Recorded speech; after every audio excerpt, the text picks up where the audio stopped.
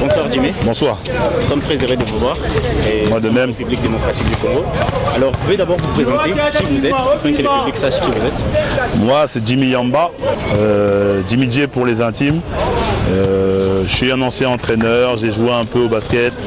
Et surtout, là, j'organise des événements autour du basket. J'organise des événements en Normandie beaucoup, autour de Caen, Hérouville-Saint-Clair. Donc voilà, je suis venu ici parce que j'ai un projet Just a Kid from Africa, qui est un programme pour rendre à la communauté africaine, d'où on vient, d'où nous sommes origines. Donc ça va du Cameroun, ça va, on est allé au Maroc, on n'est pas allé, mais on a fait Maroc, on a fait Côte d'Ivoire, et on espère continuer, voilà tout simplement.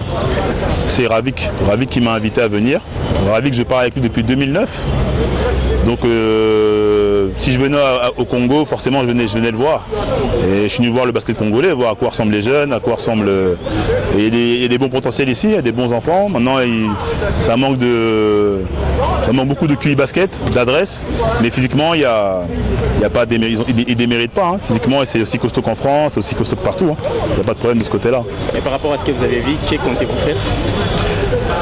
Pour le moment, on est dans l'analyse, mais nous on espère vraiment pouvoir venir faire un événement ici.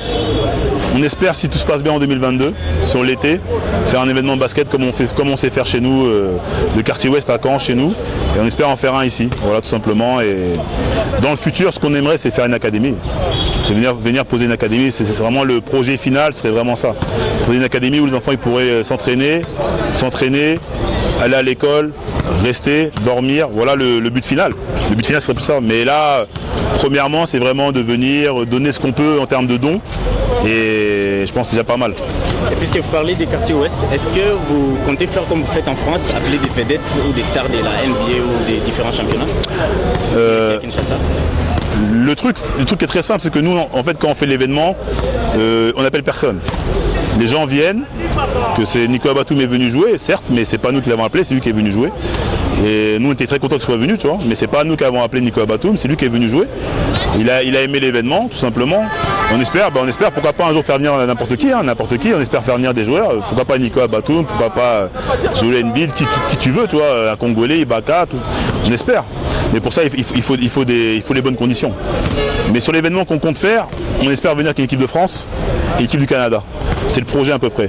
Venir avec une équipe de France et une équipe du Canada serait déjà pas mal. Et par rapport à ce que vous organisez, est-ce que vous recevez des dons de la part de la FIBA ou vous êtes votre propre donateur?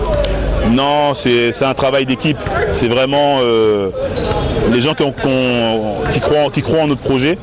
Donc c'est beaucoup d'amis, beaucoup de connaissances. Et on espère faire répondre à la fédération française, la FIBA et aussi la FEBACO forcément.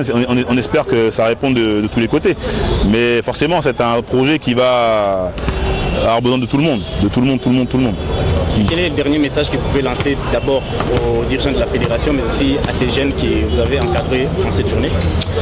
Non, les dirigeants, je pense que il faut continuer le combat, les joueurs aussi. Mais de un, il faut